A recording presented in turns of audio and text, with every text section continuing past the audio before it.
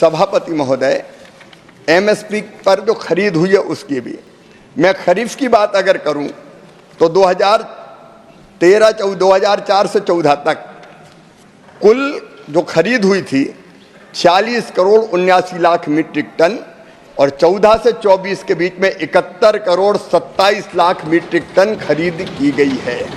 हम गंभीर है खरीद के लिए। माननीय सभापति महोदय, रबी की फसल अगर देखी जाए, मैं कुल खरीद की बात बता रहा हूं, 2004 से 14 तक 23 करोड़ 2 लाख मीट्रिक टन खरीदी गई थी और 14 से 24 के बीच 32 करोड़ 29 लाख मीट्रिक टन खरीदी गई। अगर राशि के रूप में देखा जाए माननीय सभापति महोदय, जो सरकार की मंशा को स्पष्ट करता है, किसानों को भुगतान की गई एमएसपी की राशि 2004 से 14 के बीच थी 4,44,000 करोड़ और 14-24 के बीच बढ़ हो गई 12,51,000 करोड़ रुपया। माननीय सभापति महोदय, किसान को भुगतान की गई एमएसपी की राशि 2004 गेहूं की मैं बता रहा हूं, 14 के बीच में 2,56,000 करोड़ थी, 14-24 के बीच में 5,65,000 करोड़ रुपया हो गई है। दलहन में माननीय सभापति महोदय, मैं विद्वान सदस्य को अवगत कराना चाहूंगा, किसानों को भुगतान की गई एमएसपी की राशि 2004 और 14 में 1900 करोड़ से बढ़कर 91,000 करोड़ रुपया हो गई है। मैं माननीय सभापति महोदय, चाहे तिलहन हो, बाकी वाणिज्यिक फसलें हो, अगर सभी एमएसपी की फसलों को देखा जाए तो एमएसपी की राशि 2004 से 14 के बीच में 7,31,000 करोड़ से बढ़कर 14 और 24 के बीच में 20,57,000 करोड़ रुपया हो गई है। ये हमारी सरकार की मंशा का परिणाम है। निरंतर माननीय सभापति महोदय, एमएसपी बढ़ाने का काम इस सरकार ने किया है। मैं विद्वान सदस्य को यह ध्यान दिलाना चाहूंगा, 2014 तक 19 तक जो एमएसपी तय की जाती थी उसमें लागत पर 50% जोड़कर तय नहीं की जाती थी। 2019 में प्रधानमंत्री नरेंद्र मोदी जी की सरकार ने ही यह फैसला किया कि लागत पर 50% प्रॉफिट जोड़कर एमएसपी की दरें तय की जाएगी। माननीय सभापति महोदय, मैं उदाहरण दे सकता हूं, जब उधर की सरकार थी तब एमएसपी A2+FL नहीं दिया जाता था। मेरे पास रिकॉर्ड है पूरा, कभी भी 50% से ज्यादा लागत पर इन्होंने लाभ नहीं दिया, लेकिन हम कटिबद्ध हैं, प्रतिबद्ध है कि कम से कम 50% ज्यादा लाभ देकर किसान की फसलें हम खरीदेंगे। मैं माननीय सदस्य को आश्वस्त करना चाहता हूं, किसान का कल्याण हमारी प्रतिबद्धता है। लगातार एमएसपी बढ़ाने का काम अगर वो चाहें तो मैं पूरा रिकॉर्ड उपलब्ध करा सकता हूं, आंकड़े दे सकता हूं।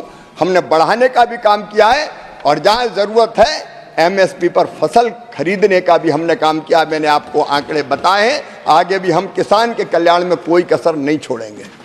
सप्लीमेंट्री नंबर 2, श्री जोस के money. Sir, as you know, the natural rubber is a strategic product, and the Rubber Act was enacted in 1947, shows the importance. So for the last 10 years, the price of natural rubber has been never ever the rubber farmers have got a remunerative price. This is mainly because of the huge import of natural rubber from other countries. And presently, the import bound duty, the import duty of natural rubber is 25%.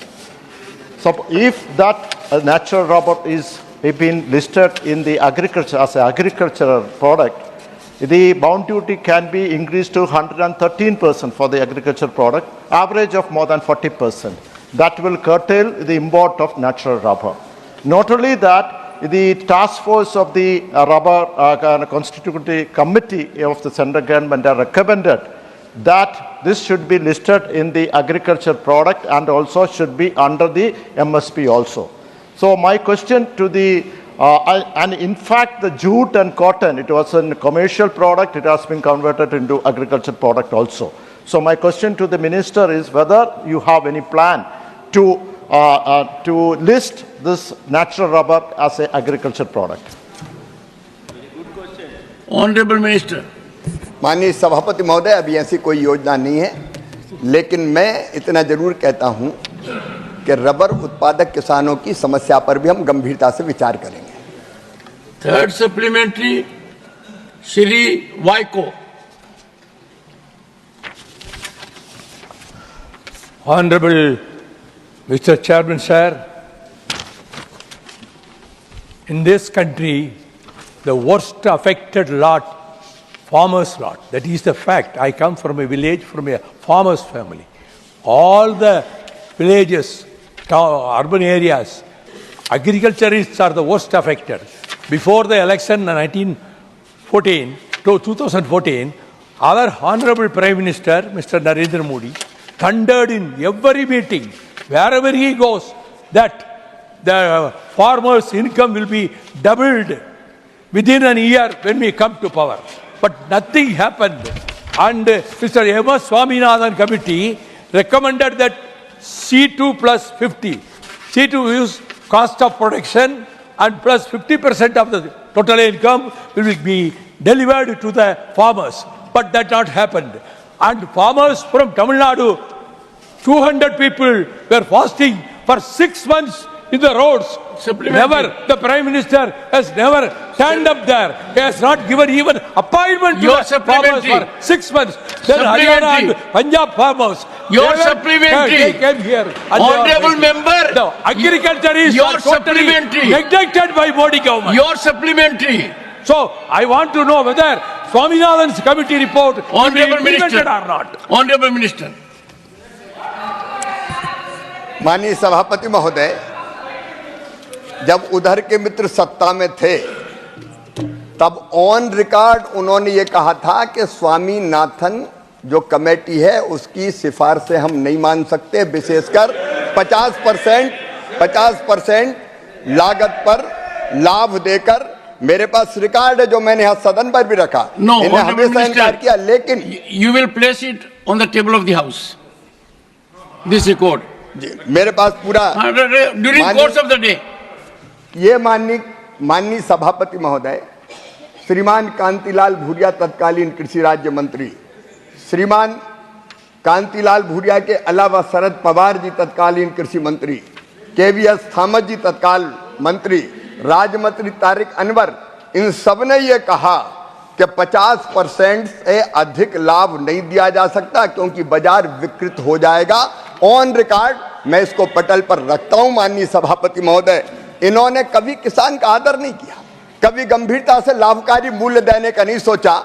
लेकिन मैं माननीय सभापति महोदय सदन को आश्वस्त करना चाहता हूं, 2019 में प्रधानमंत्री नरेंद्र मोदी जी ने फैसला किया कि लागत पर 50% मुनाफा देकर ही मिनिमम सपोर्ट प्राइस तय की जाएगी और वो लगातार तय की जा रही है। मैं आपको रिकॉर्ड बता सकता हूं माननीय सभापति महोदय, हम लगातार लाभकारी मूल्य देने का काम कर रहे हैं। अगर 3 सालों का ही विवरण आप देखना चाहें तो माननीय सभापति महोदय, अलग अलग जो हमारी फसलें हैं, मैं आपको निवेदन करना चाहता हूं, बताना चाहता हूं। माननीय सभापति महोदय, माननीय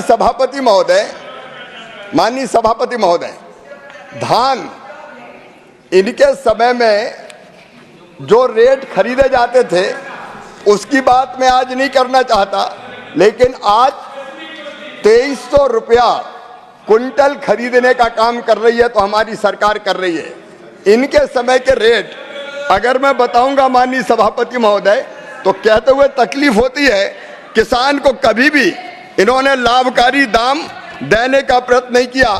धान हो, ज्वार हो, बाजरा हो, रागी हो, मक्का हो, अरहर हो, मूंग हो, उड़द हो, कपास हो, मूंगफली हो, सोयाबीन, तिल, राम तिल, इन सब फसलों को 50% से ज्यादा लाभ देकर खरीदा जा रहा है। और कई में तो जो मिनिमम सपोर्ट प्राइस हम तय कर रहे हैं 100% भी लाभ दे के तय कर रहे हैं। और केवल इतना ही नहीं माननीय सभापति महोदय, हम बीच में भी हस्तक्षेप करते हैं।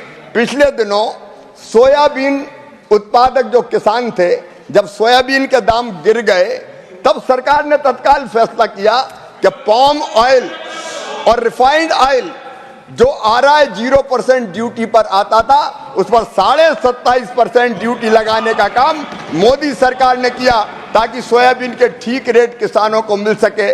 माननीय सभापति महोदय, प्याज के बारे में, प्याज जब सस्ता बिकने लगा तो 40% एक्सपोर्ट ड्यूटी को घटा के 20% एक्सपोर्ट ड्यूटी करने का काम इसी सरकार ने किया। और चावल जब कीमत ठीक नहीं मिल रही थी तो जो मिनिमम एक्सपोर्ट प्राइस थी उसको खत्म करने का काम किया और एक्सपोर्ट से प्रतिबंध हटाया, तो इसी सरकार ने हटाया। हम 50% लागत पर, कम से कम 50 कह रहा हूं माननीय सभापति, कई फसलों पे हम 100% लाभ दे रहे हैं, देकर हम समर्थन मूल्य घोषित भी करते हैं। और मैं आपके माध्यम से, इस सदन के माध्यम से सदन को आश्वस्त करना चाहता हूं कि मिनिमम सपोर्ट प्राइस पर किसान का पूरा उत्पाद खरीदा जाएगा। ये मोदी की सरकार है और मोदी की गारंटी पूरा करने की गारंटी है। Professor Manoj Kumar Jha for supplementary. जी सर, शुक्रिया सभापति महोदय। मेरा माननीय मंत्री जी से एक सीधा सा सवाल है, सीधा सा जवाब लेने की उम्मीद करता हूं कि क्या कोई इस प्रकार का प्रपोजल है कि किसानों की कर्ज माफी के लिए एक व्यापक फ्रेमवर्क बनाया जाए ताकि नॉन इंस्टीट्यूशनल लेंडर्स पे उनकी डिपेंडेंस खत्म हो सके। Thank you sir. मैं आपके माध्यम से माननीय सदस्य को यह बताना चाहता हूं कि राज्य सरकार अपनी डिमांड उर्वरकों की वो कृषि मंत्रालय को भेजती है और हम फिर फर्टिलाइजर मिनिस्ट्री को उसके हिसाब से आग्रह करते हैं कि इतना फर्टिलाइजर आवंटित किए जाए। मुझे बताते हुए खुशी है कि खाद की पर्याप्त आ रहा है और हर एक राज्य प्रधानमंत्री नरेंद्र मोदी जी के लिए समान है। हम सब भारत माँ के लाल, भेदभाव का कहाँ सवाल, सारा भारत एक है। और इसलिए तमिलनाडु के किसानों का भी हमने पूरी गंभीरता और शिद्दत से ध्यान रखा है। और माननीय सदस्य को, वरिष्ठ सदस्य को मैं फिर आश्वस्त करना चाहूँगा, जितनी फर्टिलाइजर की जरूरत होगी तमिलनाडु को उतना किसानों के लिए उपलब्ध करवाया जाएगा। ऑनरेबल मिनिस्टर, प्रतिपक्ष नेताजी ने एक बहुत अच्छी बात की है कि इधर भी देखो। आप ऐसा करो, मेरी तरफ ही देखो। नियम यही कहता है कि जवाब किधर भी दो, मेरी तरफ देखो, मेरे माध्यम से खड़गे जी के पास सीधा पहुंच जाएगा।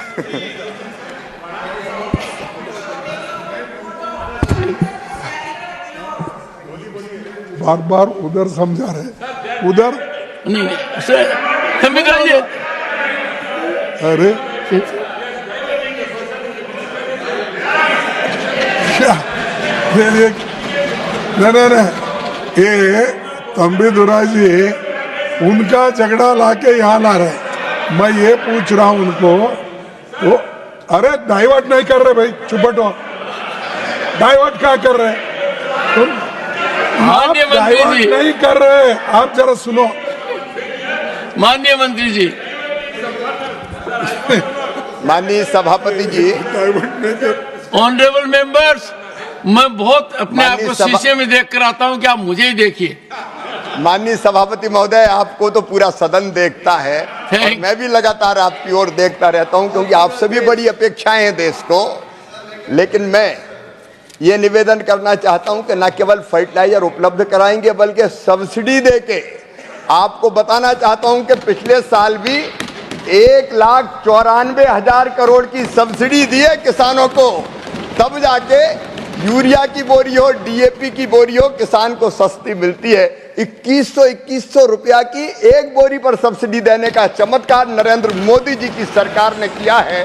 तो तमिलनाडु सहित सारे भारत के किसानों को सब्सिडी देके हम फर्टिलाइजर समय पर उपलब्ध कराने का काम कर भी रहे हैं, आगे भी करते रहेंगे।